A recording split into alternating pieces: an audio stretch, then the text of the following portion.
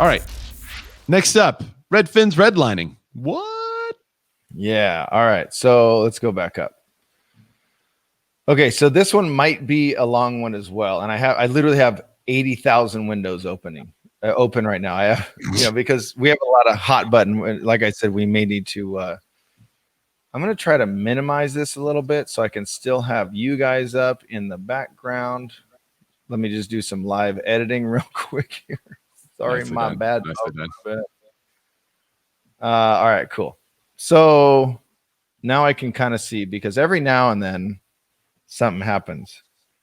Okay, so the National Fair Housing Alliance and 9 other housing organizations filed a lawsuit against Redfin on October 28th. So this article is from last Friday, accusing the online brokerage of racial discrimination and favoritism towards predominantly white neighborhoods.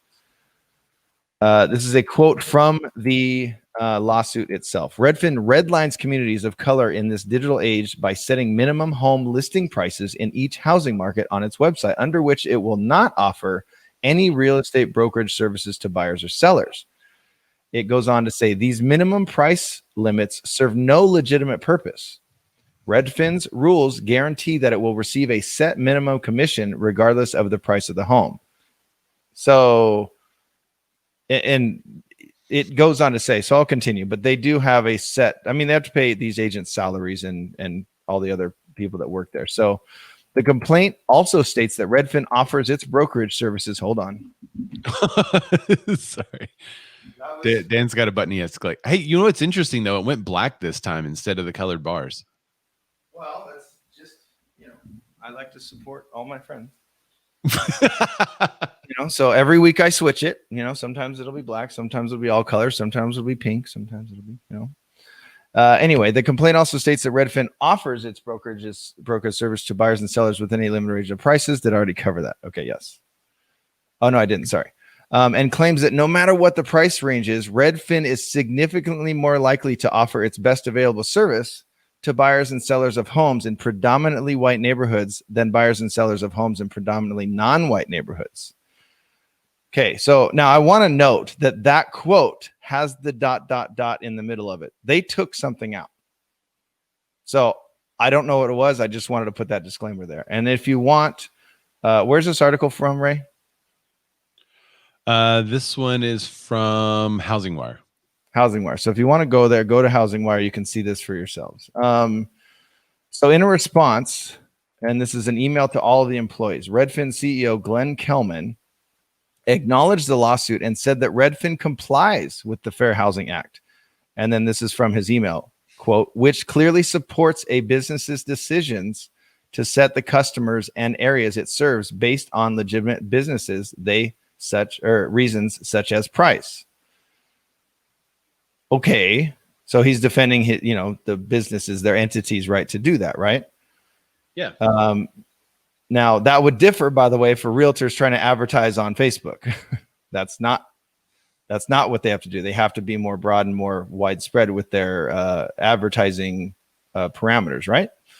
The lawsuit plaintiffs outlined differences in Redfin practices in 10 metropolitan areas between June 2018 and June 2020. The plaintiff, those metros on the screen right now, though, so people. Yeah, so I'm not going to hit all those, but you can read these, or you can go to Housing Wire because it does break down the differences, and this is where it kind of becomes a little bit alarming.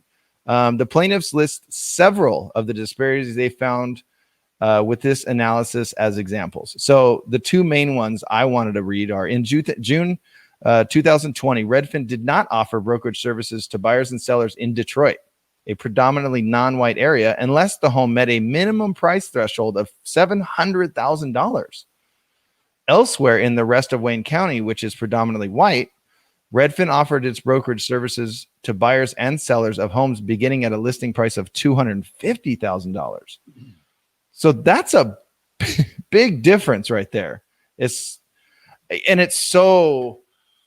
I don't know. That's a big difference there. So also in June, the complaint claims that Redfin did not offer its brokerage services and the associated discounts to buyers and sellers of homes in the city of Chicago, a predominantly non-white area, unless the home met a minimum price threshold of $400,000. But in DuPage County, a predominantly white area, Redfin offered its services to buyers and sellers of homes that met a minimum price threshold of $275,000. Now, this is, to me, this is the difference that gets them in hot water. Because if you just look at this on the face, and if you look at the article on the face, it sounds like there's absolutely no case, because we all make business decisions of where to sell and where not to sell based on how much money it would cost us to sell in this area versus how much money it would cost us to sell a house in this area. And Well, it's only work $1 million neighborhoods. That's it. Right. They're not basing it on race. They're basing it on, I want to sell $1 million homes. And they will sell $1 million home anywhere that it's located within their area. And that's the problem, is that they're saying it's like if somebody says, okay, in this minority neighborhood, I'll sell a house if it's 700,000 plus, but over here with all the white people, I can go down to 200. That's the part that you're like, whoa, wait a minute. That's where I went, what? Yeah. Well, literally, when I looked at this on the face, I was like, yeah, there's no case here, which I think Pete just said. He says, as much as I dislike Redfin and their outright lies in their marketing, teeny tiny asterisks, I think the lawsuit is complete, utter BS. When everything is racist, nothing is. Well, if they had same standard, or maybe let's say that the standard is based on math, and they're doing this math because of that area in which it had to be a minimum of 700,000 was maybe a very affluent area, and the number is higher there because the average price of homes are higher there, but that maybe it's a percent of the average price of home, right? Maybe it's, and if that's the case, if they could tie it to some data that shows a percent factor that they use across the board, then I think this lawsuit has no case. But that doesn't appear to be what's happening. And that's really interesting. Well, and so he goes on and he tries to defend it. So he said that Redfin's quote unquote challenge, and when I do the air quotes for the listeners at home, that's from his email. The challenge is that it doesn't know how to sell lower priced homes while paying agents and other staff a living wage, health insurance, and benefits. Okay, get that. Yep. But then why is it $275 in some neighborhoods and $700 in other ones? Yep. Why is it's not $275 and $325, right? It's right. That's a $300,000 difference. And then he said, this is why Redfin agents aren't always in low priced neighborhoods. The email said it's why Redfin doesn't serve many rural towns. But again, 700 versus 275 is a big discrepancy, my man. Yeah, it's a bad look. Pete said they may not have referral partners in the area. I guarantee they have math backing them. I think they're trying to calculate some math right now. I can tell you that. They are really working on math right now to negate these numbers. I can volume. They could sell volume in the area. That's a sheepish retort, I think.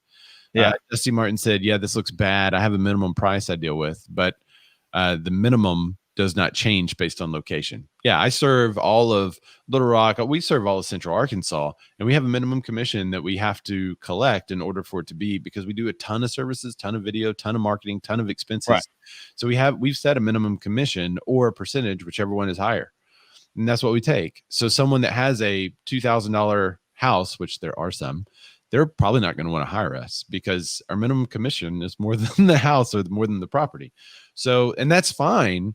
We'll still offer our services, but they usually choose not to use us because they're priced out. Well, and it's also why I know in other cities and states, rentals are much more lucrative, but for me, usually they offer $500 and it's kind of the same as taking a buyer out. So essentially in my mind, I'm taking my time away from a buyer that wants to push for their pre-approved. They want to go buy a home. They want to, get their little chunk of the American dream, whatever you want to call it.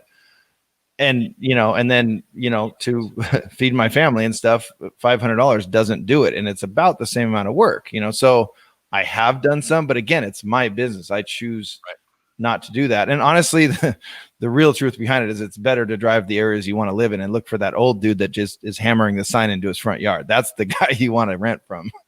But can I add one last thing? Because we want to be fair and impartial on the show, but it does say, the article again, go read it, because it breaks down all the stuff and they're very similar to the two examples I pulled. In September, Redfin was named one of the 40 companies that joined the board challenge. a pledge to add a black member to their board of directors within 1 year. Also, in May, Kelman also spoke out after the death of George Floyd at the hands of police officers, saying, quote, "We haven't done enough." So it was that a self-admission? Ooh, no, I'm kidding. Yeah, he hasn't done enough. For Redfin. Yeah. Well, that's obvious. By the way, can we all just say cancel Redfin? Let's do the cancel culture thing on Redfin. Like, I'm just kidding, Glenn. Just joking, buddy. I know, David. Just kidding. We're just kidding. Yeah, just kidding. But so my point is, I don't know, when you really look at the note, because I thought the same thing reading the headline. Oh, here we go again. Here's another thing, and we don't like Redfin. I think I can speak for Ray. We don't, but I until I got to those numbers, that 700 v 275 number. Ooh. Yeah, that was until I saw that, I was like, oh, this is never going to win. But then those numbers that changed it. And it's consistent all over the country, that those discrepancies, we'll call them.